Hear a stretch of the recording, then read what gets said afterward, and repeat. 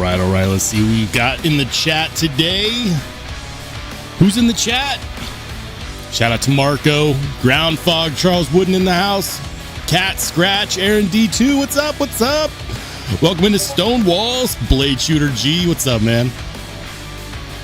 All right. Ed B says, can we get only Spartans hats? We can talk about it. Cody C, what's up, man? Welcome into Jim Miller. What's up, Cicero? Geek Machinist. Good to see you. Good to see you, Vivelsky. And we got some people starting to pile in. I like it. What's up, Steve L? I'm trying not to over salivate. I'm continuing with my my spicy pepper eating before the live stream, and today I pushed it. A little bit too close. The capsaicin is making me salivate, or maybe it's just the thought of spending another fine evening with you. What's up, Garen Wilson?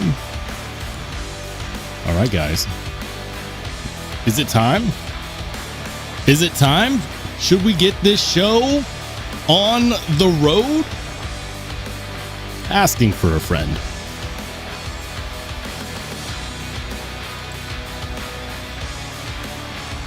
All right. Hold on. Hold on.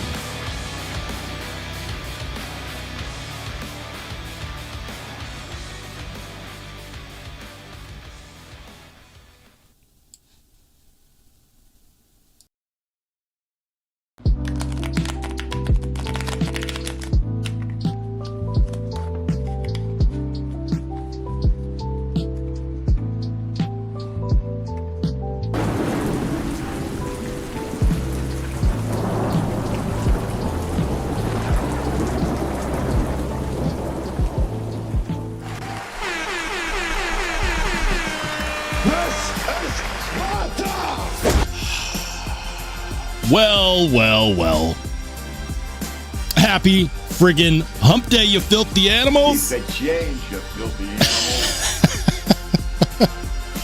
Happy friggin' hump day. Welcome in. You are halfway through the week, halfway to your weekend if you work a normal job. You could be one of those folks who works through the weekend. Had some stuff going on this week. A few things. You know, I've been doing a lot of introspection. That's a good word, introspection. I'm continuing with my spicy pepper eating before the show. Yeah. I brought one in just so you guys could see. Look at that beautiful pepper. Beautiful pepper. Maybe I need to do a beautiful pepper emoji for the channel members. Let me know in the chat if you guys think that would be a good idea. Who knows? Maybe I'll eat one on live stream so you can see the pain across my face. I like spicy foods. I do. I've got habanero jam jelly that's almost gone because I eat it every freaking day. These jalapenos are from Satan. Truly. So what have I been up to, guys? What have I been up to? It's a good question. If you want to know most recent piece of content so far on this guy right here. This is the Mallsec shuttle. What? They've come so far. And I was talking to somebody the other day. I was like, you know, if I showed people this knife during the time that I started my channel, like, you know, 3 years ago, back in 2022, people would have lost their friggin' marbles if I'd said, hey, this knife with this buttery smooth crossbar action and titanium 3D milled pocket clip and 14C and extremely well done aluminum skills. If I had told somebody that it was $70 back in 2022, they would have lost their friggin' marbles. We weren't getting this for 70 in 2022. We weren't. We weren't. But we are here in 2025, and there's a lot of competitors in that $100 price range. This is one of the best I'll say this is one of the best sub $80 knives for the money that I've checked out this year. I've been waiting on this. I asked Mallsec about this knife in January. We're freaking in October. It took it like 10 months later. They took their time, and you could tell. If you want to see my thoughts on it, specifically on the Ballsect shuttle, it's my most recent piece of content. It is live. That video is live. Go and check it out. Good option for those of you who like to carry something a little less expensive. Maybe it's a good side piece for those of you who carry something really expensive, but you want to save that for, you know, specific tasks. Or if you're thinking about getting someone into the knife hobby, the gateway, fellas, is wide open. Okay, it's the holiday season. Get it now before prices go up for Christmas. Or down for Black Friday. Maybe, I don't know, Black Friday is a good time to buy knives too. But my point is if you got that special someone that you're thinking of, the good news is that there are amazing knives that you could use to finagle their way in to the knife and EDC hobby. Because misery loves company, we know that. That's a good one to consider. There's a lot of good ones out there. That's a good one to consider. Guys, welcome in from coast to coast, from sea to shining sea. It's 8 p.m. Mountain Standard Time, which means that we're live, baby. Smash that like button. Let YouTube know that we're here. Do it for me, please. I'm gonna get to the chat here in a second. Do you guys like when I start doing the shout outs and the welcome ins during the waiting screen? Is that something you guys like? Let me know. Henry G says, Roll coming in hot with the peppers. Dude, this is a gorgeous pep. Okay, gorgeous pep. Now, some people might not know this. I found out the hard way. You see those white lines on it? So I didn't know this, but apparently when a pepper has high levels of capsaicin, when a jalapeno has high levels of capsaicin, they develop these white lines. And I didn't know that until I started trying to figure out why these jalapenos are so damn hot. I'm going to try not to touch my face as much as possible. They've been handling spicy peppers. Garen says, yes, I'm also a gun person. Dude, I'm a big supporter of 2A. You know, I try to keep politics out of the channel as much as possible, but in case anyone was wondering, 2A supporter over here. All right. Big Jim, good to see you, man. Ed B says he puts gelatin in his peppers. I do not get... oh, you mean like if I decide to make that spicy, the jalapeno blackberry jelly or jam. I could go either way. It's jelly and jam are so similar. It's like, you know, the difference between orange juice with and without pulp. They're both good. You can't change my mind on that. What's up, Carlos? Good to see you. Welcome into Frankie Cheech. Ed B says, I'm not seeing a tracking number on the peppers. I'm waiting for them to age, and then I'm going to roast them in the fires of hell from whence they came, and then I'll send some your way. Yeah. What's up, TC? TC Blades? Good to see you, man. Good to see you. Hey, shout out to Bradford Mitchell with the $5 super. His name is Rollshambo, and he comes from the fantasy land of Idaho. He is now a jalapeno on a stick. Jalapeno on a stick. I don't know why I said it like that. There's a comedian that does ventriloquism. Is that how you say it? He's a ventriloquist. Jalapeno on a stick. Garen says, anyone heard of Winter Blades? Thoughts? Oh, man. We love us some Brian Winters over here. Winter Blade is awesome if you geek out over knife design. It's one of those things where Brian Winters is a knife maker / designer who truly innovates. He's known for using magnets, for creating new knife locks on the fly, for making some futuristic type knives. But they don't feel gimmicky. They feel quality. I've handled a number of them. They're all good. If you get one, I guarantee you will probably not regret it. The hard part is getting one. The drops always sell out quickly. I mean, shoot, even the pre-orders sell out. Definitely worth experiencing one if you nerd out over knife design and you want something that truly tickles the fancy. The problem with Winter Blade is you handle one of those Winter Blade knives and then you go handle like a regular frame lock, and all of a sudden you're like, why are we living in 1865? Everything feels old after you handle a winter blade. I've handled the Severn, I've handled the Mirage, I've handled the M-Fire, I've handled the what's the other one called? I've handled like 4 or 5. The most popular one is the Factor, of course. Ironically, haven't handled one of those. I tried to get it on the very first drop of Winterblade Factors, and you know what happened? Sold in less than 60 seconds. I was so disappointed. So disappointed. Anyways, I'm going to try to catch up with the chat. There I go on my monologues once again. All right. Carlos says shout outs are cool. I like doing them in the waiting screen, because then once I get in, we're already caught up and we don't spend 10 minutes waiting for me to, come to the present.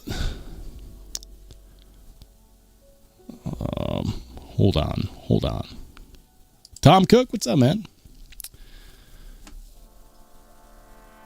Retro Ryan in the house says, evening, everyone. Has I like rocks become an I like peppers? Can't we like both? Can't we like both? Serious question. TC Blade says he makes jalapeno and raisin relish to die for.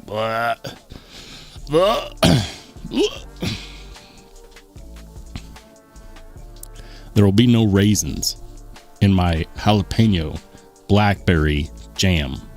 It'll probably be jam. Jelly would be just as good. Probably be jam. I'm planning a jalapeno blackberry jam. That's what I'm planning. Tom says, I'm patiently waiting on a Factor 4. Hopefully getting in a few weeks. Ooh, congrats, man. Congrats. That's exciting. All right. Hey, welcome in, John. Good to see you, man. All right, we're just catching up with the chat. Roman M in the house. What's up, Rome? Ed says, I never handled a Factor, but I love my Severn. Severn's a fantastic knife. Brian was nice enough to lend me one to check out on the channel, and I really liked it. He's lent me a few now. What's up, Paul? Good to see you. Brown Sugar in the house. On the Edge, good to see you. Guys, some stuff been going on recently. For those of you who are big fans of Demko, did you see Demko is releasing, after years of relying on the same 2 or 3 blade shapes? Andrew Demko is releasing a new blade shape. He posted about it on his YouTube. Or maybe that was his brother John that posted it. John Demko also works there. It's a new blade shape. Well, new to them. It's called the Sax. It's a Sax blade shape, right? This guy right here. I'm gonna kill the sound so I don't get a claim on here. They've been doing these videos. Nice quality on these videos. This essentially, for those of you who don't have the time, essentially it is a pointier version of their shark's foot.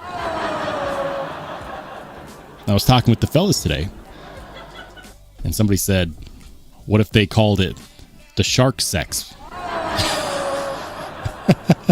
I'll take two. The shark sex blade shape? Yeah, absolutely.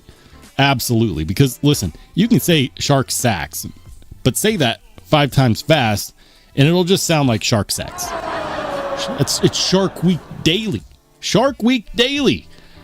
When you have that, I guarantee you these are going to be hot, because we haven't seen a blade shape from Demko that's been different in a long time.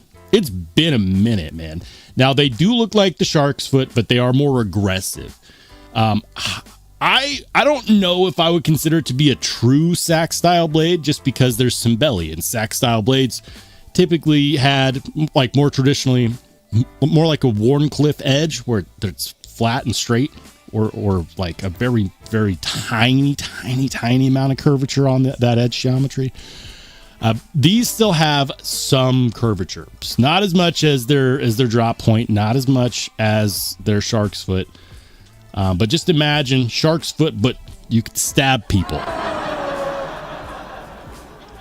Something about this video, because I watched this earlier, something about this video that just sent me was, this video is all about a new blade shape. And then they hardly show the freaking blade shape. Oh, I need to be careful touching my face. If you handle peppers, don't touch your face afterwards. It's like, look at this. Where's the close-up shots, John? Overhead camera shots. You know what we like. That's better. John. Paging John Demko. Show the frickin' blade shape. Come on. There it is. If you're wondering about that little nipple on the end, obviously that's coming off. But that's what I mean. Like, there's some curvature there that you don't typically see on more traditional sax style blades or Warncliffes. So they could have done a better job filming this to make it so you could actually see a good comparison. Like, we're seeing a great view of Mr. John Demko, and that's fine. Stop teasing us, okay? Stop teasing me. I want to see the blade. I want to see the blade shape. Do we ever get a nice close-up comparison? Ever? Like, these shots, these camera angles are killing me. Like, beautiful camera, okay? I can tell you right now, the camera that they're using is high quality. They've got a cameraman. They've got all of the right angles except for the one that matters, which is the overhead shot. Do we ever get a clear, concise shot of... Okay, I mean... They had it for a minute. Like, look, blurry, can't really see, hand in the way.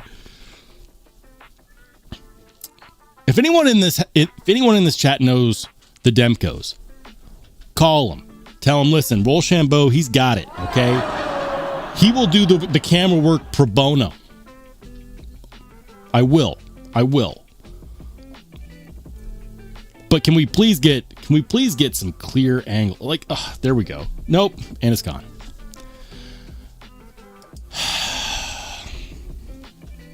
Fired. I'm not retarded, but I like rocks. Fired. Their cameraman should be fired. Where's the overhead angle showing the blade shape comparison to the shark's foot, which obviously it's a obviously it's an evolution of.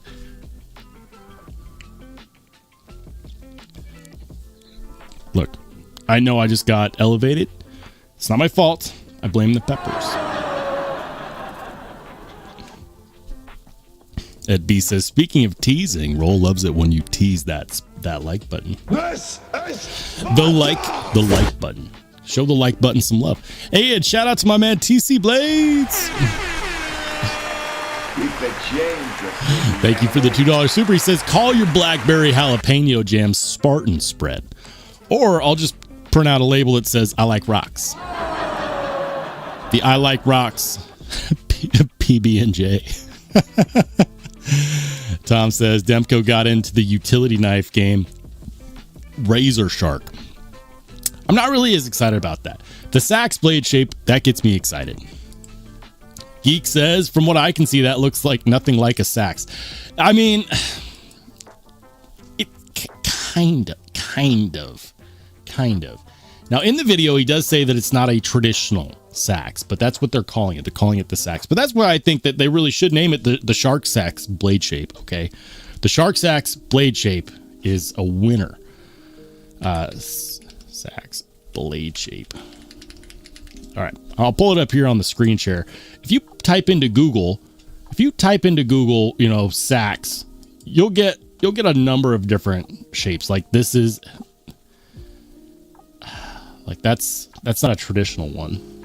Like this is what I think of when I think of sacks. Okay. Apparently. Yeah.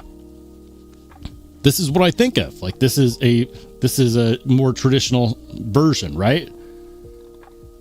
So does the shark sacks look like that? Well, no. I mean, kind of. All blade shapes are just made up anyways, right? Right? Like, here we go. Yeah. Yeah, like, of course, that does have a tiny bit of curvature. The Emerson sacks. Sold out. Oh, no. Notify when back in stock. Joke's on you. Never coming back. Or maybe it will. Who knows? Yeah, but this is a sax. Now, something that people always argue with me about, and so I just started saying it, I just started pronouncing it like sax, is it's another way to pronounce it is sayax. Pronounce.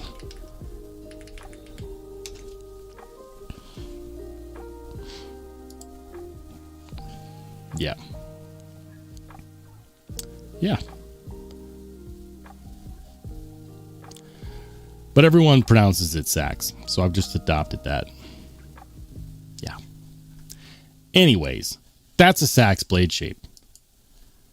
I would love to show you a comparison, but we never got an actual top-down shot of this new blade shape. John?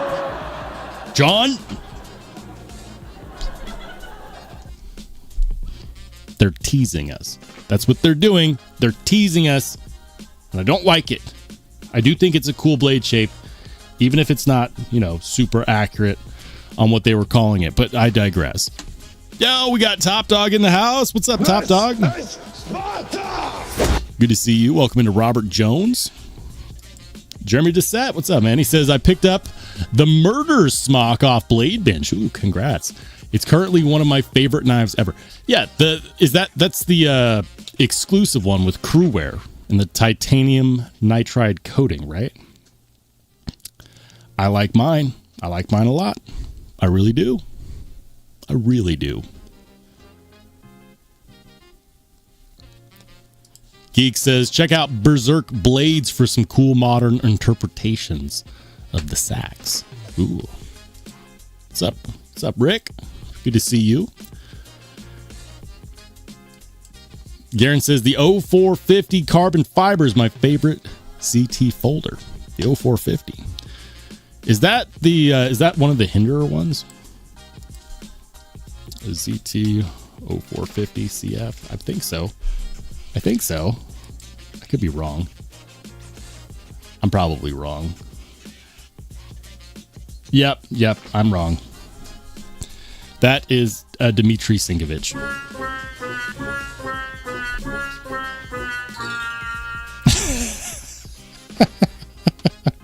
This is why I have trouble when we get to the pocket checks, which we will get to the pocket checks.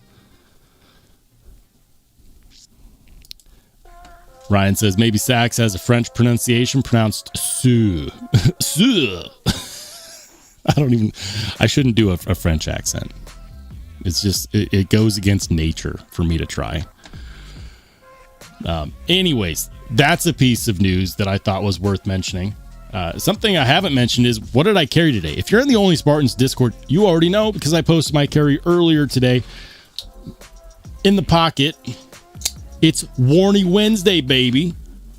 Warny Wednesday. This is actually closer to a sax. This is closer to a sax than the new Demco Shark Sax. I'm just going to say it fast every time, and people are like, why is he talking about Shark Sax? The Koenig Mini Goblin, which a lot of people actually have begun to hate on, and I don't understand why, because this knife is fantastic. Contour titanium scales. Come on. Perfect flipping action. It's a flipper only, of course. I've never once regretted carrying this knife or picking it up. Not a once. Absolutely love it. I mean, is it a Wharncliffe? Is it a Saks? I don't know. You be the judge. The other knife that I carried is a knife that is not a Wharncliffe. You would call this a modified sheep's foot. This is also a knife that's going to be available relatively soon. Once again, it's the Transparent Knives Doodle. And I already did my content on it, guys. I love this knife. Fixed blade. Getting into EDC fixed blades. Like, it's seen some use already. Chopped down some cardboard to make it fit in the recycle bin the other day. Gunked up the edge. Had to clean it off. Gunked it up again. Love it. My thoughts are out on this guy. I carried this a ton. I did my video on it. If you want a really good fixed blade that will make you reconsider your love for folding knives, pick up one of these. 65 HRC Magna Cut. Get out of town. It's so good. Ed B says, Vikings carried them. Sea axe. Fair. Jerry's waiting for his Factor 4 in the murder version. It's been delayed about a month. I wouldn't worry too much. You just got to be patient. Brian Winters always comes through, man. Not a pre-order I'd be worried about at all. Gabe says, 50 watching, only 30 likes. Go drop kick that like button. Just Spartan kick the like button. Give it a little tippy tap. A little tappy tap. I would greatly appreciate it. There was something else. What else is new?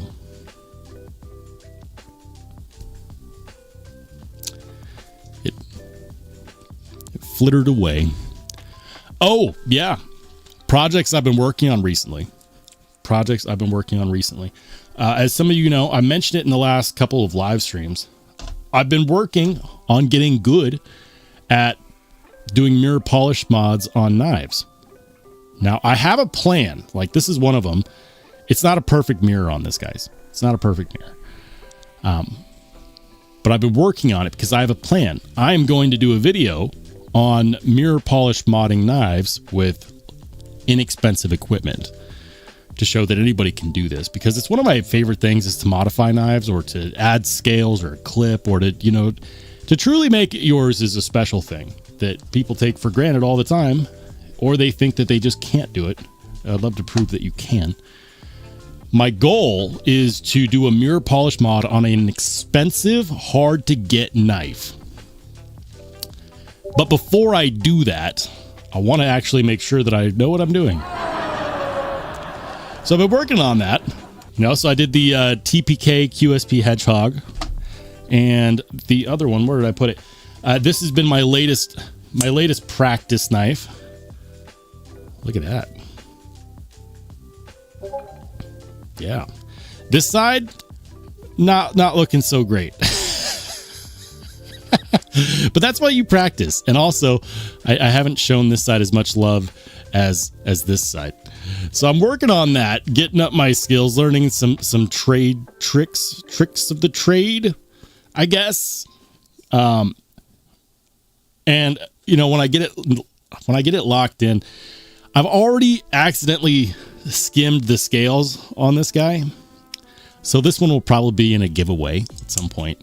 If you guys are interested in a nice mirror polished, I'll finish it. I'll make sure that both sides are a perfect mirror on this before I give it away. Look at that. Look at that. You can see me. Incredible. It'll get better. I'll make it even better. And then once I do, I'll probably give this away. I'm not going to sell it. So if you're interested in a mirror polish knife from me, keep your eyes peeled, because this will probably be in a giveaway soon. I'm going to sharpen it up before, you know, so I'll finish the mirror polish mod on it, and then I will sharpen it, and then it will end up in a giveaway. So keep your eyes peeled for that. Anyways, shout out to On the Edge. On the Edge. It says, really enjoy tuning in, brother. Great show. Thank you, man. Thank you so much for all the support. I definitely appreciate that. I come in and my main goal with these live streams is to have fun, to let loose, to connect with the audience that connects with me, and just have a good time. it's therapeutic for me. It is. And sometimes you guys make fun of me, which is important because I need to laugh at myself. Jeremy Dissette says, I put the long benchmade deep carry pocket clip on my smock. I did know that some benchmade clips fit. I did know that. I'm not the biggest fan of I'm not the biggest fan of stock benchmade clips either, though. So for me, it's like unless there's an aftermarket clip that is not available for Spyderco, but it's available for benchmades, then that would be my exception. Otherwise, I'm going to Lynch Northwest, or I'm going to MXG. I don't know why that was hard for me to say. Lynch Northwest, MXG, Rips Garage Tech. There's so many good aftermarket clips for Spydercos. There really is.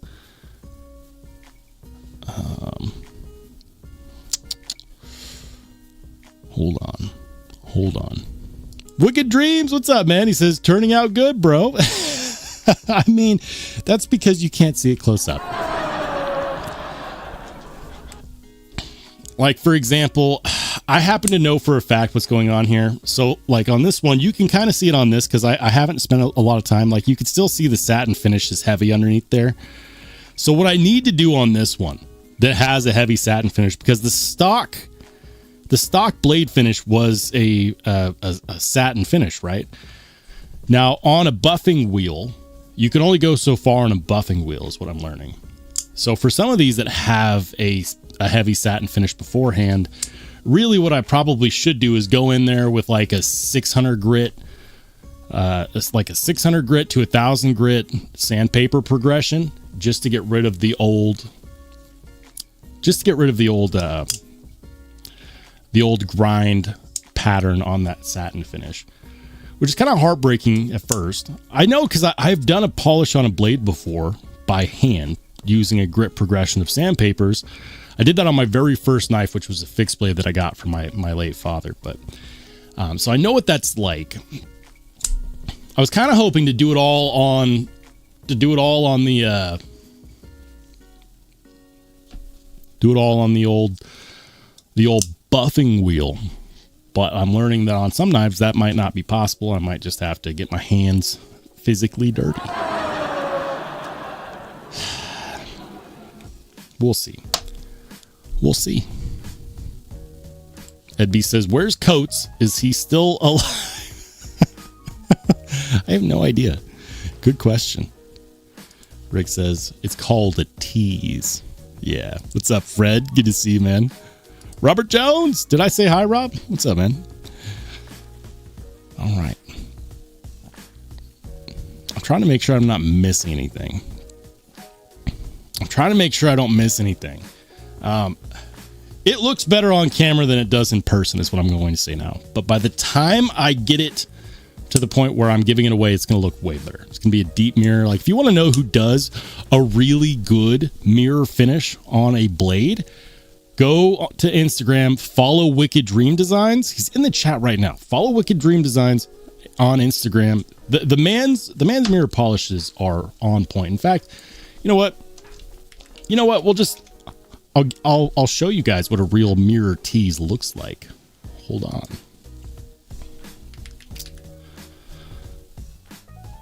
Like, I am a novice.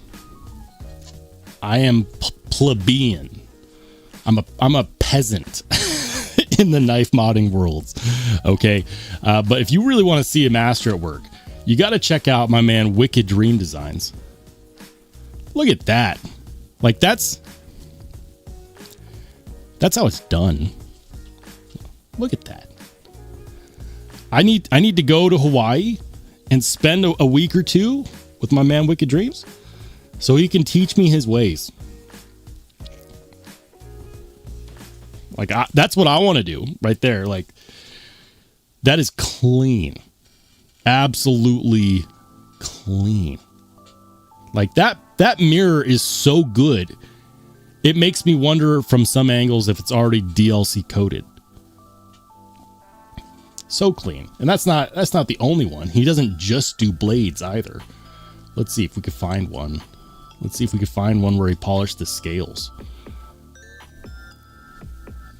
I know they're out here. Like, I think he polished and re-anoded those scales. Look, that's absurd. That's absurdly cool. I'm imagining that is one hell of a grip progression, either on a wheel or with a Dremel or by hand or a mixture of all three. Because that's perfection right there. The absolute insanity. The depth of that mirror is like it's so mirror finished it looks wet. Your blade looks wet. So every time I think that, you know, like my polish is good, to humble myself, I just go to his Instagram and I'm like, yeah, I've got a ways to go. So that's what I'm aiming for. Okay. Like that's my litmus test is if I can start to do knives like that, I'll consider it a success. But I'm learning right now. I'm practicing. I've got a lot of extra knives that I feel okay doing that with. I think it's a lot of fun. It's a good way to spend some midnight shenanigans, you know, working on the buffing skills. And it gives me a reason to sharpen knives, because if you put any knife on a buffing wheel, you're most likely going to need to have to resharpen it. So there's that. All right. Geek Machinist says all y'all folder folks have an entire universe of issues that I have absolutely. Had to find the mute button real quick. Gesundheit. He says, all y'all folder folks have an entire universe of issues that I have absolutely none with my small heap of fixed plates. Yeah. They're more reliable. And you know what? I'm coming to understand that fixed plates are just as cool, but they're cool for a variety of different reasons. So I can appreciate them, but I appreciate a good fixed blade for an entirely different reason than I appreciate a good folder. Good folding knives. There's so much that goes into folding knives that you don't see in fixed blades, and vice versa. Fixed blades often have, in my opinion, a wider variety of handle scale materials. You see a greater variety of certain aesthetic design, I guess you could say. Like when it comes to folding knives, you get a lot of the same. You get a lot of titanium, maybe it's contoured, maybe it's slapped, or aluminum, maybe it's contoured, maybe it's slapped. Maybe you get some milling here or there. There's a lot of complexity in fixed blades that goes unnoticed by people in the folding knife world, because we're used to looking at folding knives, and it's not until you really start deep diving into what, like, the design elements behind a fixed blade that things start getting really crazy in that rabbit hole. So I'm coming to appreciate fixed blades, but for entirely different reasons than I appreciate folders. Am I going to throw away or sell all my folding knives and just do fixed blades? No.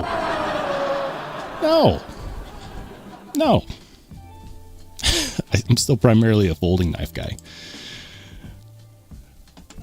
Hey, shout out to before I get too deep in, I got to shout out my man Neil McKenzie. Neil, it says new member, but I know he's been a Spartan for 15 months. 15 months, Neil. Thank you, man, for riding with the channel for 15 months. On the screen, it's popping up. It says new member, but he's been with the channel for 15 months. And shout out to my man Jay Korskadin. He says, "This is Sparta." I'm not retarded, but I like rocks. I like rocks. Jay, thank you so much for the quick fiver, man. I definitely appreciate it. And you continue. Like, I showed up in a Lefty live stream the other day, just in the chat, lurking. I lurk too. I lurk in the live stream chats too. And he was campaigning for the I Like Rocks patches there as well. You're a good man, Jay. You're a good man. Thank you. Garrett says, I own 3 940s. If it's better than them, I'd love the smock. That would be a good versus video. The benchmade 940 versus the Spyderco smock. I think that for me, it's going to come down to two things. I'm going to be brutally honest about this. You guys know that I'm not a benchmade fan, right? I would pick the smock, and I would pick the smock for two very specific reasons, and it has nothing to do with the design of the knife at all. The first is going to be that Spyderco holds itself to better heat treat standards and generally harder heat treat standards than Benchmade does. This is a known fact. You can look at HRC tests that have been conducted on both. Spydercos are typically heat treated to a higher Rockwell than Benchmade, and Spyderco nerds out about knife steels, so much to the point where they've done their own steels. Spy 27, that's a Spyderco steel. Like, you see Spyderco using steels that require high Rockwell hardness, like Crewwear, like not ZDP 189, K390, like Magnamax. It's so better steel. The crossbar style locks have really grown on me. 3 years ago, wasn't the biggest fan of crossbar locks. Today, I really like them, but I still prefer a good old compression lock or top liner lock to a crossbar lock, me personally. The blade shapes and sizes are close enough where I can look at the rest of the design and say, yeah, you know, even if you apples to apples them out, for me specifically, I'll pick a Spyderco smock over a Benchmade 940 any day of the week for the two other reasons I already mentioned. Top Dog says we all like rocks at this point. Fair enough. I mean, it's better than liking raisins. Let's not go down that rabbit hole again.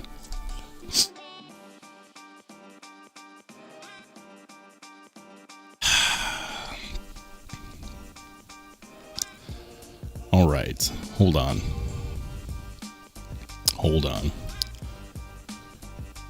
I'm catching up with the chat. Yo, what's up, Bob Tism? Thank you for being a channel member. Good to see you. Ryan says, Rolls content idea, blade finishes comparisons, machine satin versus hand satin versus DLC versus mirror versus stonewash, trade-offs of each. Well, I can tell you a few right now. We'll start with DLC. DLC stands for Diamond Light Carbon, and it's the application which happens using the PVD process. Okay? The PVD, like, people don't understand this. They're like, oh, PVD, no, it's not real deal. Like, listen, DLC is applied using PVD process. PVD is not a coating, it's process. People get it twisted all the time. And they're like, I don't want PVD. Is that real DLC or is it PVD? And the answer is, yeah. DLC is what's being coated onto the material. PVD is the process to coat it.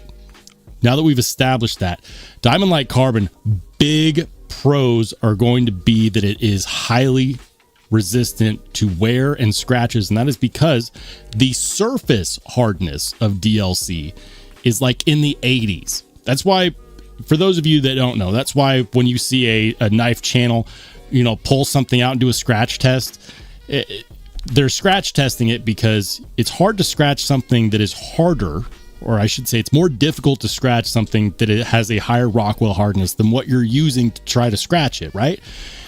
And so oftentimes what happens when you like take a screwdriver or even like a knife blade, or like, what steel is at 80 Rockwell? None. There's no steels, right? So oftentimes, like, they'll do the scratch test and you'll see some marks and you're like, oh, it's not real DLC, and then they wipe it away. So that's the big benefit of DLC, is that it is highly wear resistant. It's the same reason why it's a lot harder to scratch up your 15V blades, right? Or your ZDP 189 blades, or your Rex 121 blades. It's because they have a high Rockwell hardness, so it's difficult to scratch them. So that's the big benefit. The big downside to DLC specifically is going to be that it lowers the HRC of the steel beneath the coating. So that means that the edge itself could have a lower amount of wear resistance than it would have had it not been DLC coated. So that's the con. Usually you lose maybe like a half a point to a point of Rockwell hardness on average, depending upon the exact process. It's hard to quantify, but you can lose anywhere from, I would say actually a half a point to 1.5 points of Rockwell hardness, which is, depending upon the steel, could be a significant amount. but it's going to be highly wear resistant at least. When it comes to machine satin versus hand satin, that is purely an aesthetic. That is purely an aesthetic preference. Also, for knife collectors, we like hand satin because we know that somebody did it by hand. Machine satin and belt satin, like, I would take belt satin over machine satin and hand satin over them both because I know that there's a human element in there. There was somebody with a face, maybe wearing a hat, that had to actually spend time and energy putting that finish there. And I take pride in knowing that someone had to do that by hand to make that finish. And also, I think that it looks better. That said, belt satin, there are some really nice belt satin finishes out there. Bestech, for example, does one of the best belt satin finishes that I've seen, period. Machine satin is fine. Machine satin is totally fine. It generally has a little less depth than belt satin from what I've seen, and the least amount of human element. So at that point, it's not a matter of performance between the satins. It's actually more of a matter of personal preference. You know, I'm a collector as well as an enthusiast. So for me, some part of me gets all giddy at the idea that someone had to spend way too much time putting a hand satin finish on that blade. That's also why hand satin finishes are more expensive, because they didn't just pop it in a machine and call it good. Someone did that by hand. You know, on a belt, someone still had to like guide it on the belt and whatever. But when it's hand satin, it's like usually on a sanding block, and they have to do multiple different grits, and they have to keep it perfectly straight to make sure that all of the striations are perfectly intermixed, and then they change the grits to bring that complexity in. Performance as far as cutting ability or, you know, like resistance, nada. They're all going to perform the same as far as like resistance to scratches and whatnot. Yeah. That said, when it comes to stone wash and acid wash, here's where things get interesting. So they've done tests, and stone washing, doing a stone washed acid finish on a blade actually increases its corrosion resistance. Crazy. Vice versa, bead blasting a blade makes it less corrosion resistant. Now, with that being said, your action right out of the box on any knife that has a ceramic detent, which is most knives these days that have a traditional detent, is going to be smoother on a bead blasted blade. The action is going to be way smoother because the detent ball has less to bite through on the edge when it's wearing that path, which is also why Damascus blades often feel gritty right out of the box when you go to flip them, is because the detent ball is riding over the ridges of the pattern weld. Just some things to think about. I've gone down that rabbit hole. I was considering doing a Steel Snobs episode on it, but it was boring, guys. Like, I tried, okay? I had it half written, and I got halfway through writing it, and I'm like, I can't do this. Can't do this because there's no story here. I'm just talking about, you know, things people like. I couldn't find the story in the content, so I didn't make the video. But I learned a good amount of things, and I would highly recommend that other people do as well. There's a lot of good information in there. Anyways, talk about a tangent.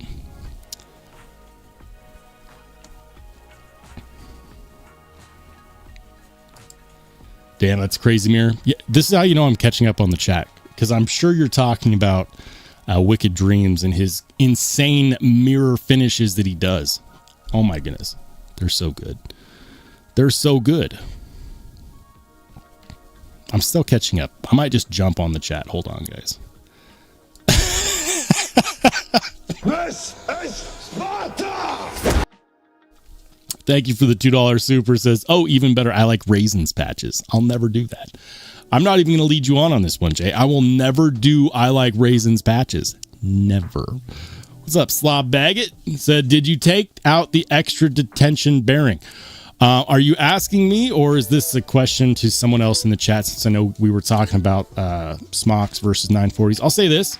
Yeah, absolutely. Listen.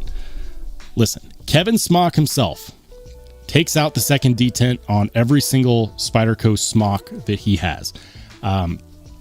He designed the knife. He didn't design it with a second detent. It's a nanny detent, and it exists for two reasons, but most likely one reason. One reason that people are suspecting that second detent exists is as a safety thing, so that when you're using the knife, you know, if you accidentally press the button, it's not going to fall on its own and cut you. Like, some people believe that secondary detent is there as a nanny detent. I'm here to tell you that that's complete and utter falsity. Because the real reason is that in Taiwan, they have anti-gravity knife laws. That's where the knife is made, is in Taiwan. So that second detent is 100% there to arrest movement so that it doesn't fall shut when you press the button, because in many jurisdictions, including Taiwan, that would be considered a gravity knife and therefore illegal. Now, I've had people ask me, is it hard to remove? Should you remove it? I remove it. I don't miss them at all. And here's the thing. If you take your knife apart to maintain it, chances are you will remove it. Because it's held in by tension by a spring pushing the second detent ball against the tang of the blade, right? And not like Oz Rosie, where the Oz Rosie second detent is right there and they're next to each other and it provides a really nice deployment. No, it's not like that at all. You know, you've got one up here and then one all the way down here, and it's 100% to make it so that the blade doesn't fall shut when you release the lock, which is, in my opinion, super dumb. You press the button to release the lock and nothing happens. That's dumb. I'm very passionate about this, but my point is, because it's held in with a tiny little spring pushing that second detent against the blade, it's not wedged in there like the regular detent. The moment you pop off one of the scales, that ball is going to yeet itself into the stratosphere, and you will never find it. It's this small little ball, and God forbid you have shag carpets. Okay, like, a lot of people end up removing the second detent on accident. So if you take your knife apart and you want to keep it, prepare yourself, because chances are you will lose it on accident if you take your knife apart even once. Luckily for me, I make it a habit to maintenance my Spyderco smocks the moment they come in, because it's always a good idea to do that, but also because I don't like that nanny detent. I don't like it. So yeah. I have no idea if you were talking to me, but I absolutely remove it. I don't regret it. I did it on my Sage 6 as well. Couldn't have made a better decision. Ed says, WDD. What acronym is that for? Help me out. It says, yeah, Roll was signing your praises for mirrors. Oh, Wicked Dream Designs. That's what that acronym is for. Wicked said, most of the time it's by hand. Unless I got some scratches so deep I'll hit the wheel, but most time by hand. I don't have my screen share up anymore, but like I'm trying not to be distracted, because on the other screen is this. Is that how you get such a deep mirror finish? What is your grip progression? Tell me all of your secrets.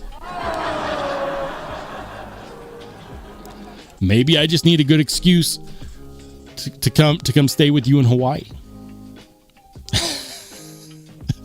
No pressure. But I mean, it is the holiday season. Teach me your ways. All right. Rick says, Rolls, I understand there's a lot of hate for benchmade, but some is a little harsh, I think. Just my thoughts. Their biggest critique from the community, I would say they have two big critiques from the community right now, that if you were to ask anyone that says that they don't like benchmade, this is what they'll say. They'll say that they don't like the pricing and that they don't like the heat treat. Those are going to be the two biggest critiques from what I've seen. I have some side critiques. Like, they recently released a knife. Oh my gosh, I'll show the video. They recently released a knife that got like no acclaim. E-Knives did a video on it, and they're like, look at how cool this is. And the very first thing they do is showcase just how weak the flipping action is. But here's the problem. It's a flipper only. I'll find it on Instagram and I'll pull it up. Hang on, guys. I know many of you know what I'm talking about.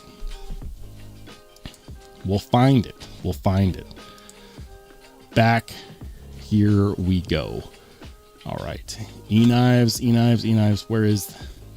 Please tell me you didn't take down that video in embarrassment, even though I probably would have. Where was it? Show me. Where was it? I know it was an E-Knives video. I watched it. So this is the knife. Oh, that's just a repost from Captain Ricky. It's the load-in. I want to see the load-in video. Where's the load-in video? The load-in video is just bad. It's just bad.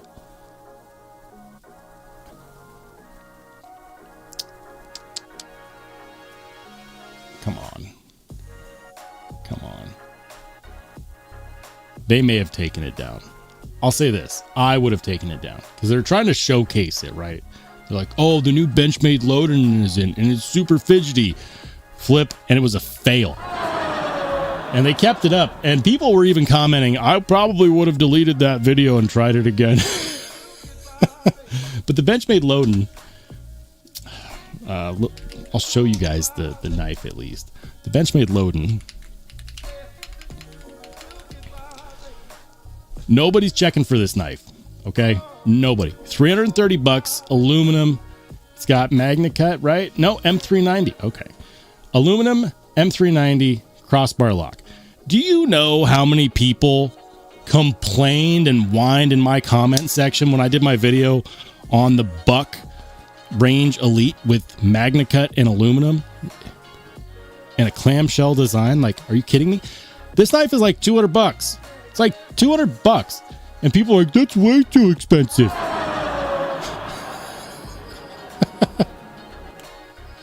Meanwhile, Benchmade fanboys are defending this.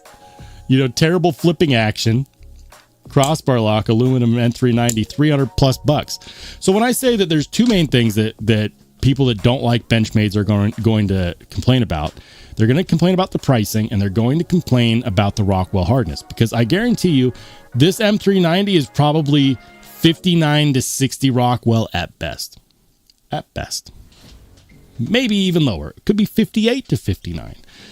Benchmade is not known for doing hard heat treats. They're just not. They're not known for doing ideal heat treats. They don't reach the ideal Rockwell target frequently. So, that's my little rant about Benchmade. If Benchmade really wants to improve, you know, they could endear themselves to the community more if they cared, which they don't, but they could. If they were to make this knife, say, like, I don't know, 280. 280 is far more justifiable. 230, far more justifiable. 250, far more justifiable. But 300 plus? Like, to put this into perspective, yes, I understand American made, right? We have at least a premium blade steel. As far as knives are concerned, aluminum is a good material, but it is not what I would consider super premium. Check this out. In the $300 price point, price range, American made, you can get a TRM Neutron, and I would far recommend this knife. Check this out. Same website. TRM Neutron 2, frag milled titanium and magna cut, $300. I kind of want this one. Coming soon. Coming soon. But that's my point. Like, better materials, better cutting geometry. You know that the Rockwell hardness on this is going to be good. Like, $300. That's $30 less expensive. Or if you want to get contoured titanium, you could bump it up a little bit. You know, spend another $45. Why not? $45. Yes, that's some extra money, but you get contoured titanium scales. I absolutely love my lizard skin titanium Neutron 2. I absolutely freaking love it. $375 for that. So like when I say that Benchmade's pricing shenanigans are well deserved, and my examples are the Buck Range Elite, which is $100 less expensive, or a TRM Neutron 2, which you can get for either $30 less, or if you really want, contour titanium, $40 more. Like, that's what I mean. Like, people have valid complaints about the pricing. They do. Valid complaints. And then their heat treat, of course. I would personally love to see Benchmade actually up their heat treat. They're not going to, because they don't have to. They're one of the most successful American-made knife companies in recent history. And if it ain't broke, why fix it, right? Because at the end of the day, we have to understand that the super knife enthusiasts don't make up all of their demographic. We're only a part of it. So why would they listen to people like me when what they're doing is already netting them $100 million a year? All right.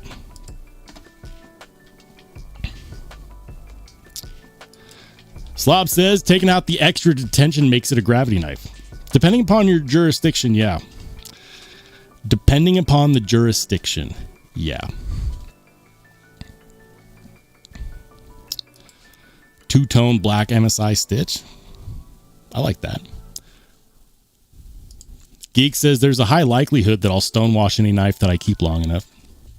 I think, a good stonewash. I like a good acid stonewash, right? So you acid etch and then you stonewash. Love it. Wicked Dream says, usually spend 4 hours at night for 1 week. My hands can't handle over 4 hours per day. I feel like my fingers are going to call it quits and go on vacation the next day. Damn. I know you mentioned that you put a lot of blood, sweat, and tears into polishing those knives. So I believe it, man. Yo, McRanger, what's up, dude? Good to see you. All right, the chat got away from me. Let me make sure I'm not missing anything. All right. I don't think so. Wanted to make sure I wasn't missing any milestones.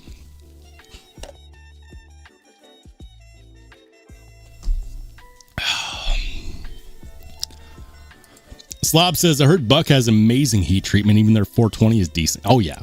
Well, you have to understand, that's because Buck has the Boss heat treat. Boss heat treat, which is on like all of their American-made knives, is one of their in-house things. It's one of their in-house features. So the Boss heat treat is more than just trying to hit a certain Rockwell target. It's legendary. In fact, I think I might do a Steel Snobs episode on the Boss heat treat. Because I have a contact over at Buck Knives, and I could probably get some more information. The guy's married into the Buck family, so I potentially have, a good source of information there. I asked in the last live stream, but I'll ask again. Would you guys be interested in a Boss heat treat Steel Snobs episode? Let me know. Garen says, Buck better know how to heat treat.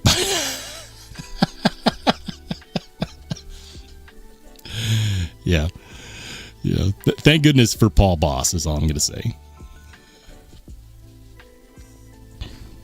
All right, guys. We're starting to talk a little bit about some carries, so I guess it's time to head over there and let's see what the good people are carrying. Guys, if you're not already, consider joining the Only Spartans Discord. How do you join? You got to be a channel member. The good news is you can be a channel member of any level. Yes, the 99-cent channel members can, of course, join the Only Spartans Discord. So once you're a channel member, go to the post section of my YouTube channel, scroll down, you'll see a members only post that has an invite link. So if you're wondering how do people post pictures of their pocket check that get shown on the live stream, this is how. Boom. And we're going to start off with the very first pocket check of the day, which comes from Nick T. He's got the simple office carry, which is the CKF Davlis, the Seiko watch, the tactile turn titanium pen, Serge Panchenko silver coin, and the Olight flashlight. Man, every time I see a Davlis, I kind of want one. I mean, love the Surge coin. I always say that. Love the Surge coin. Nice carry. My carry, I didn't take any fancy photos for my pocket checks. I don't. I just take it with my phone. I am evidence that you do not have to be a photographer to join the Only Spartans Discord and post pocket checks. That was my carry today. Vavelsky, ooh. Speaking of photographer quality photos, the Hyphen XL, and of course, the tenable Fenrir top liner lock.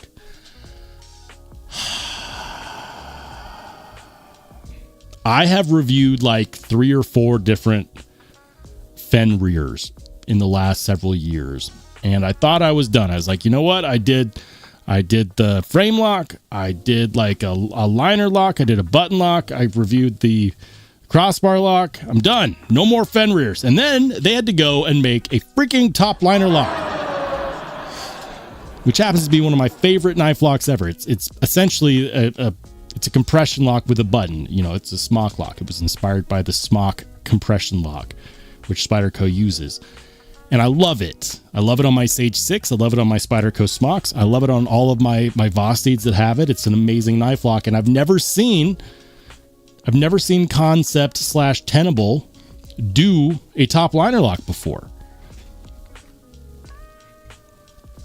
And they reached out to me recently. I might have to review another Fenrir.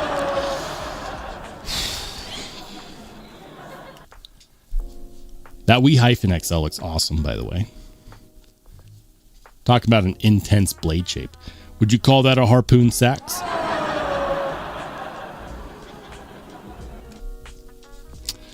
No, it's a modified harpoon sheep's foot cliff thing. Gorgeous photo, man. Got some fall photo vibes in here.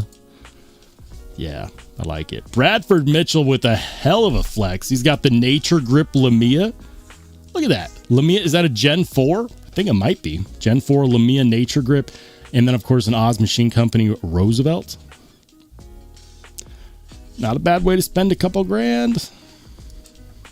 Not a bad way to spend a couple grand. I've done that carry before. Hold on.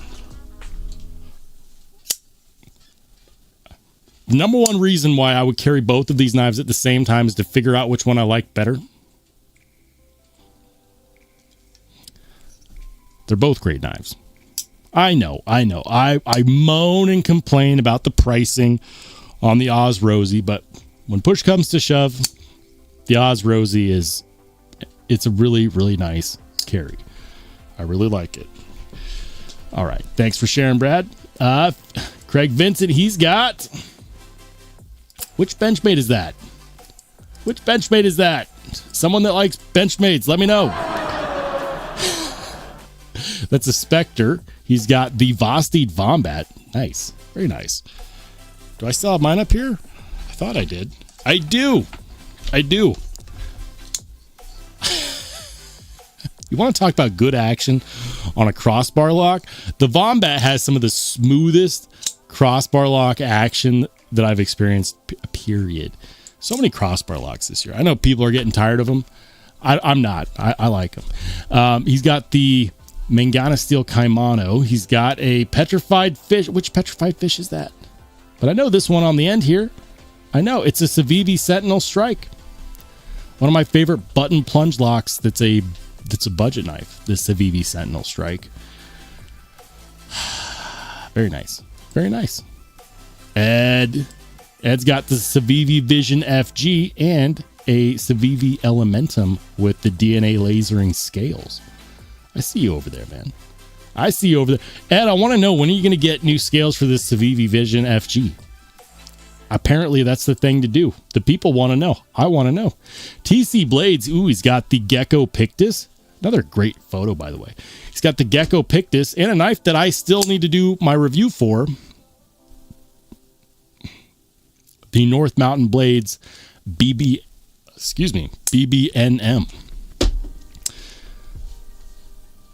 Did you modify those scales to have that brushed finish, that barking on there? Did you do that?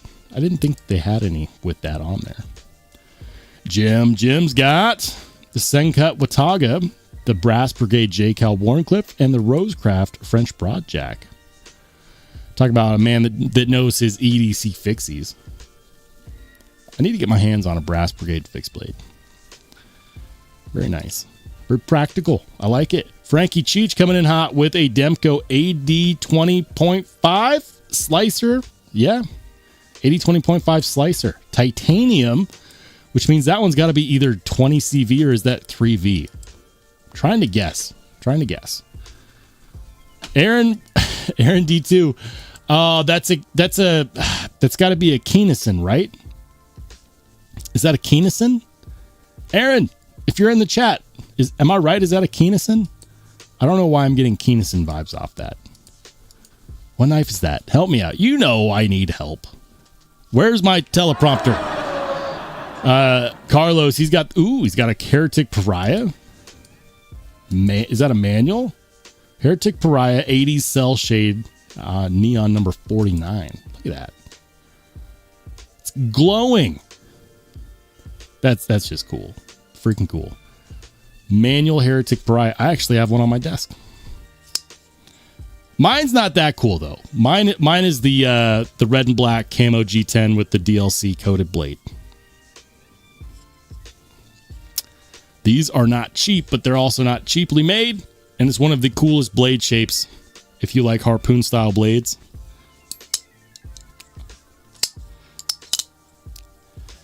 It's a fun knife. I like it. I like it a lot. Big Jim with the one-track mined ire, the North Mountain Dwyer. He's also got a BB&M. Very nice. And the Concept Orlock. Hey, Big Jim's got the same one I got. The same one. Are you liking it, Jim? Are you liking it? I like mine a lot. I really do. Love it. I love that North Mountain did a collab with Dwayne Dwyer. That's cool. Geek Machinist, he's got the Buck Alpha Scout Pro, the Buck Solo, the Macaulay Custom Leather Slip, the Cool Hand Pen Gerber Chonk Coast XP6R, the Ridge Burnt Tie Wallet, and the SOG Power Pint. I almost said PowerPoint. He's carrying Microsoft. I'm just kidding. Very nice, man. That is a cool fixed blade. That is a cool fixed blade.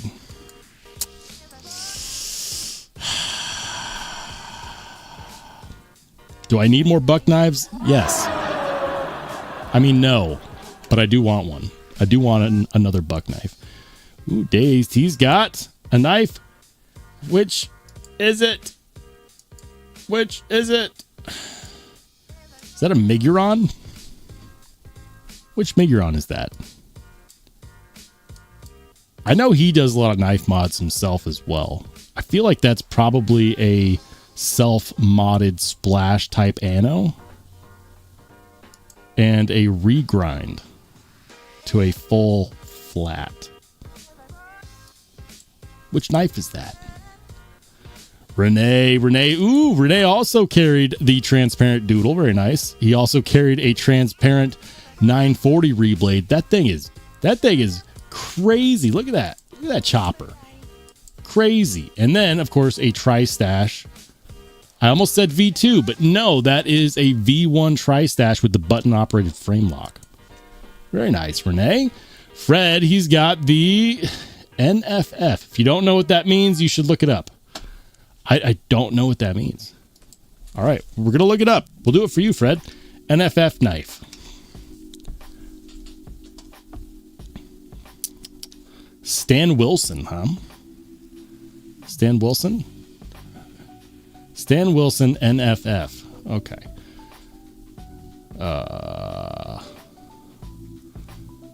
I'm surprised the very first link wasn't Arizona Custom Knives.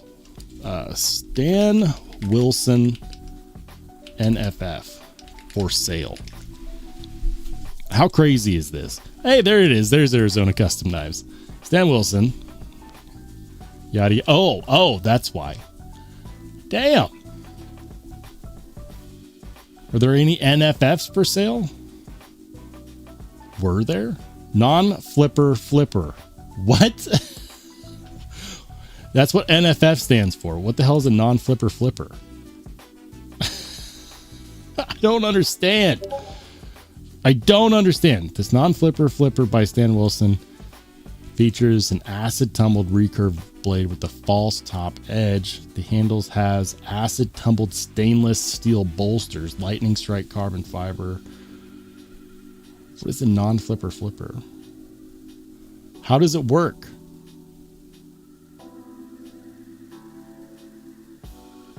How does it work? Asking for a friend. It's me. I'm the friend. How does it work? How does it deploy? I mean, I know that is $4,800 that's sold for. Oh, that's expensive.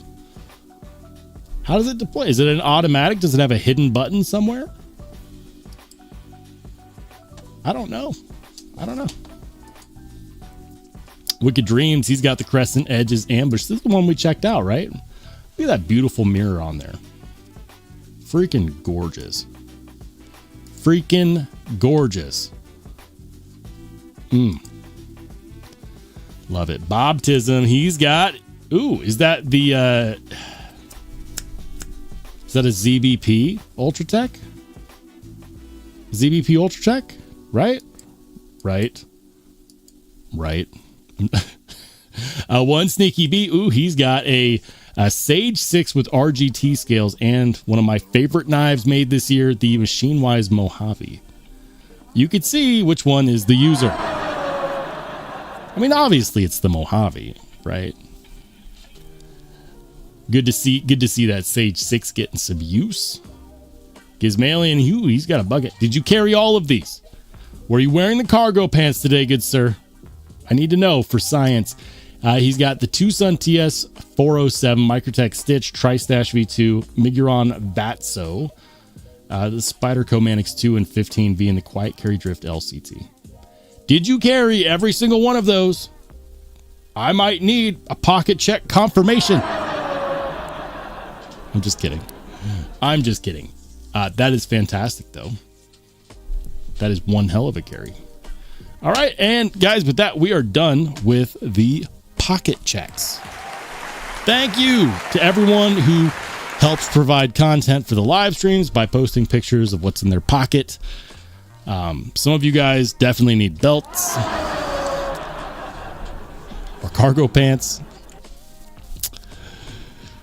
or both. All right, I'm just going to catch up with the chat. Yo, what's up, Tori? Good to see you, man. He says, if y'all want fat carbon for your Dillian knife addict. Oh, Dylan the knife addict makes them have 2 pairs. He does an excellent job. Nice. I didn't know that.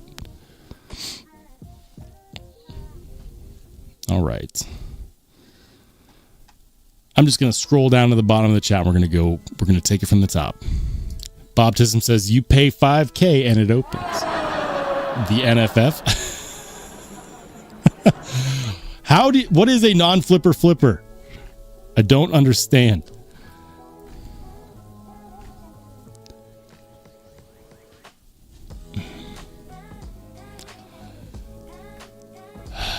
I know Craig Vincent's got the cargo pants. I've seen them. He's posted evidence. He really does carry all those knives. Ed B says Neutron 2 is live on TRM site. The one that I want is, I already have a Neutron 2.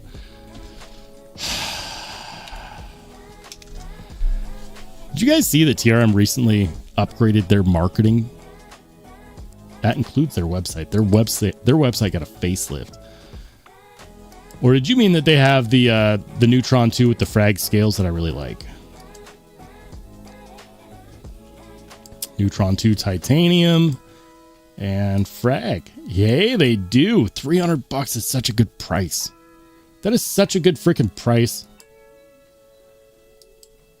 Like, yeah, you know, the 2 handle scales that I really like are the frag and the lizard skin. Now, I already have the lizard skin. Where is it? Mine's special. They only did a couple runs of these. This is the Neutron 2 in DLC and lizard skin titanium. And 20 CV. This one is not MagnaCut. This one's 20 CV. It's one of my favorite knives in my collection. Absolutely. The fit and finish on the handle scales alone is incredibly good.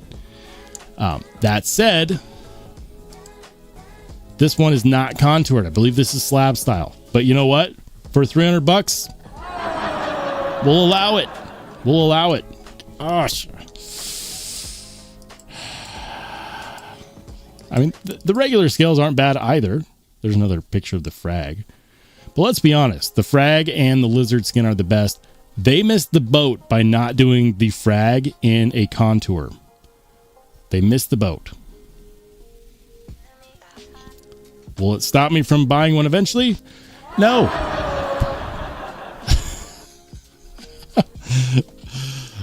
I got way too many knives out right now.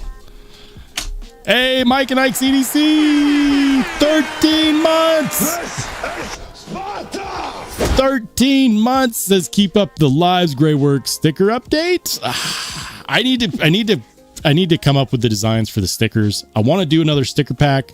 I might be a couple weeks late on that. Might be.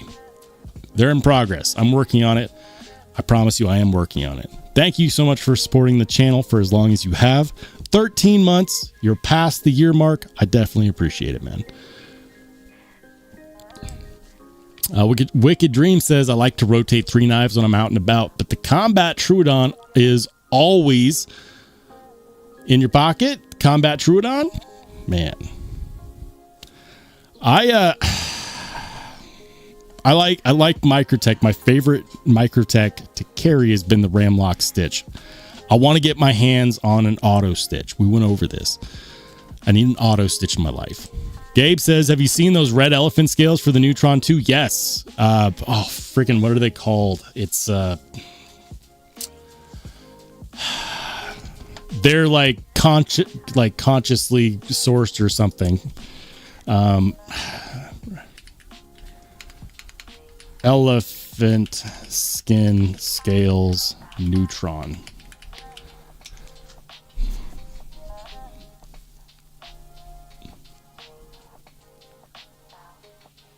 Design Grips and Scales. That's who does them. Yeah, I've seen these. And you know what? Like, here's the thing. These are exotic. But part of me is like, I would just rather have titanium. These are apparently sold out. Not shocked. What do they have that's not sold out? Neutron 2 scales. Oh, that's it. That's it. Okay. Nafslander 2 scales. Okay, so they got some ostrich leg leather. Damn.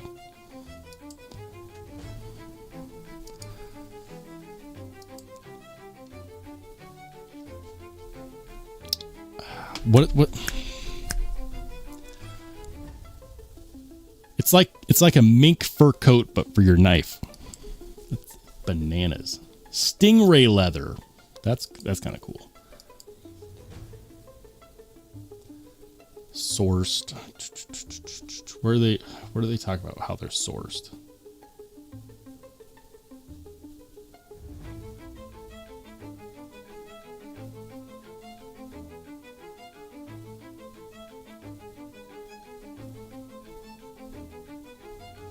They're supposed to be like responsibly and humanely sourced, from what I'm aware of.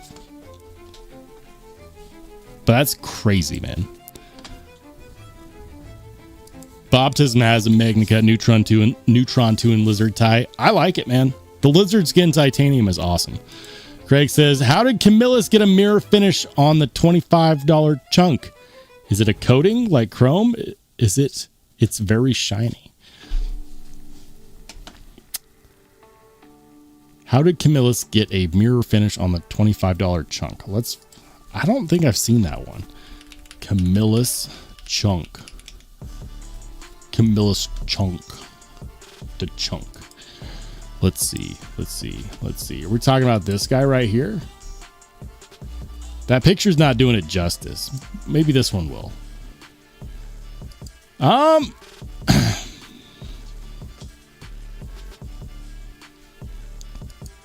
Let's see. Yeah, I mean, that looks like a really shiny finish. I'm guessing they probably did that on a buffing wheel. It's my guess. I'm guessing. I mean, mirror polishing a blade, from what I've learned so far, is time intensive. More so if you are doing it legitimately by hand.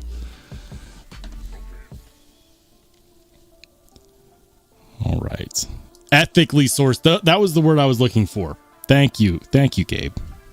Thank you. Slob, have a good rest of your night, man.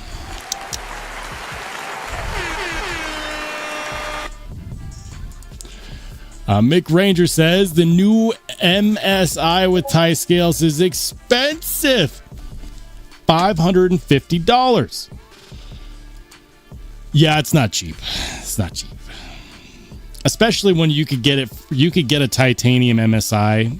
If you're willing to wait on shipping from Sweden, which doesn't really take that long. It takes like 2 weeks. Okay.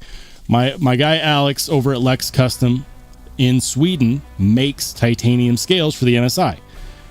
He does. Lex Custom MSI scales. In fact, I don't even think you have to wait. You don't even have to wait. Look at this. You can pick up these scales at Blade HQ for $125. That's the same price as buying them from Lex Custom directly. But, you know, obviously Blade HQ is in Utah. So, okay, so check this out. Blade HQ, $125, standard Lex Custom pricing, cool. The glass bead blasted finish is excellent. I know, because I have it on 2 knives already. I have it on my stitch, which is right here. Love it. Feels premium. The fit and finish on these scales, perfectly done. Absolutely no fit issues in the slightest. So $125 for contoured, bead blasted, titanium scales. That's not bad. Those are made in Sweden. They're not made in China. And you can get a polymer MSI. So remember, $125, microtech MSI. Polymer for under $200. Look at this. Look at this. Look at this. 183. Stop it. 183. 183 plus 125 is what? That's going to be what? 300, just over like $308 before taxes. Before Uncle Sam takes his pound of flesh. $300, $308 after taxes. Call it, you know, cool 325. Yeah, that's a hell of a lot less expensive than 520. Granted, I will say this. I love Microtech's frag pattern milling. I do. Like, that looks fantastic. That is super cool. I like the partial frag. It looks good. And if we look at it in terms like this, let's imagine there were no aftermarket skills. And I said to you, I've got a manual action Microtech, a made in America knife with premium steel and contoured 3D milled titanium handles. $520. Keep in mind, we've got basic lock, like frame lock, American made titanium handle scale knives that go for $625. Like the McNeese Dixon, for example. That's contoured. That's $100 more expensive. When we look at it in the context of, you know, versus other American made knives with these materials and this machining quality, it's not quite so crazy. And that's something I had to remind myself of. It's when you start looking at options from Lex Custom, you know, for example, or even Original Goat. How much do Original Goat? I think they're like $225. Original Goat. We'll just verify, okay? We'll verify. We're going to shop by compatibility. Gosh, those look good, though. Aluminum. Stop it. Where's titanium? There they are. $250 to $265. Okay. So 180. Remember, 183 plus, let's go on the high end here. 265. Let's say it's 265. 180 plus 265 is going to be what? 435? 445. That's still like $100 less expensive than what Microtech is selling them for.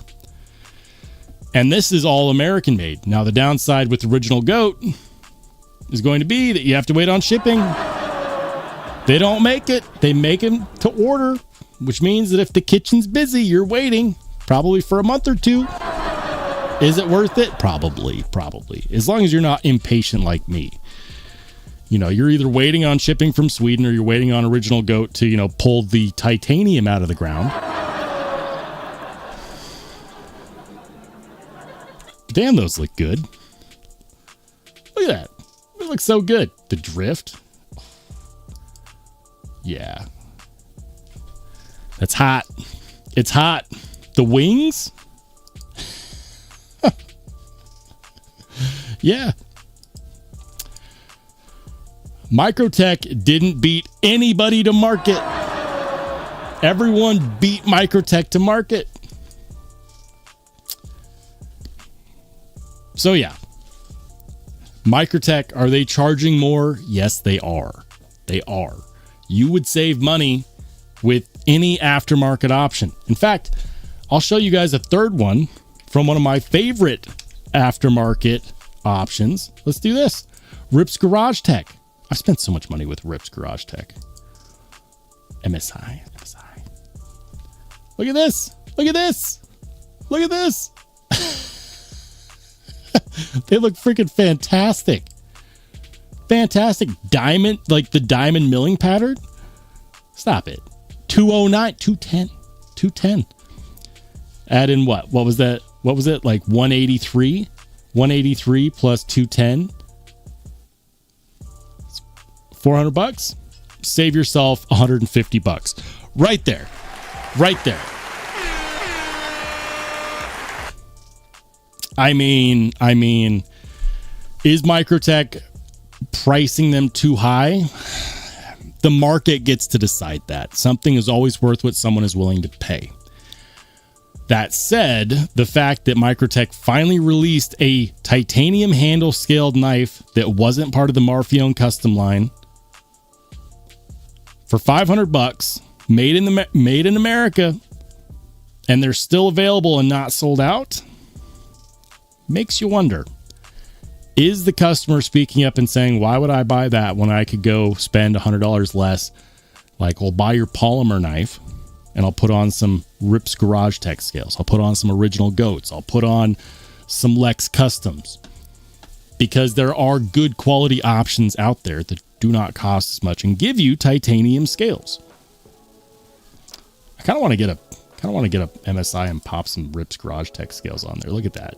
I love their diamond texturing. I have it on my my 3D milled contoured scales for my 15V Para 3. Love it. Fantastic texture. Yeah.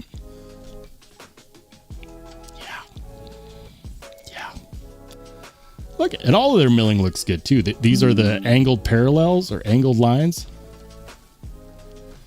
They've got the diamond. They've got the fingerprint. That's wild, the fingerprint.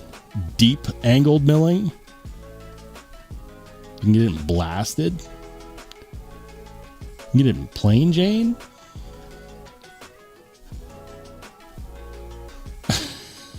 Like, it's just crazy to me, guys. It's just crazy to me. Yo, Dolomite, what's up, man? Mick says, yep, no doubt we get to take our knives apart and tinker. That's worth its weight in gold. I love it. I absolutely love it. I really do. Like, this one was super enjoyable. I love doing my video on taking this one apart. Like, I can't buy a titanium stitch because this one was originally aluminum, put these titanium scales on here, and I love them.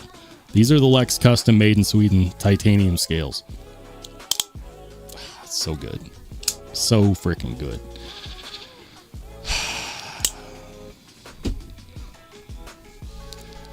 Joe, what's up, man? He says, isn't all milling 3D? Technically, no. Technically, no. Jojo says, I want titanium OG from my Manix 2 lightweight 15V. The Shaman will stay stock. I don't think you can go wrong with that. I know that Original Goat's doing their lightweight conversion kits. Have they released the pre-order for that yet? I don't think so, but I have a feeling they're going to sell out. I have a feeling.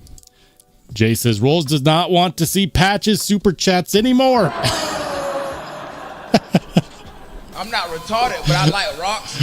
Oh, you're killing me, man.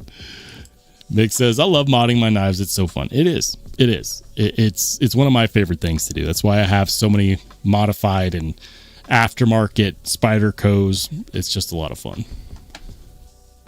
Tori says, they took 4 to 5 months, but who cares? All right, guys. We're going to go ahead and call it there. It's Wednesday. We're halfway through the week. You're almost to your weekend. Hang in there, guys. Hang in there. And keep your eyes peeled. I'm working on new content for the channel all the time. This week, I released a review on this one right here, the Malsec Shuttle. If you're looking for a good knife under $100, maybe for yourself, maybe for a friend or family member for the holidays, check out my video on this one. I think that it's definitely worth consideration. I've got reviews coming up. I've got Steel Snobs episodes coming up. I've been doing a lot of introspection, figuring out the best way I can bring value in the form of content to the audience, which is you. If you want to interact with me on a more personal level, feel free to come join the Only Spartans Discord. Become a channel member. I always talk with people on the Discord. For those people who want to know what's the best way to chat it up with you, hit me up on the Discord, guys. Other than that, we are going to try, I'm not guaranteeing anymore, we're going to try to go live again this Saturday at 8 p.m. Mountain, which is 9 p.m. which is 10 p.m. Eastern, which is 9 p.m. Central, which is 7 p.m. Pacific. For those of you in the Only Spartans Discord, I'll see you soon. And for everybody else, have a good rest of your week. We'll see you later.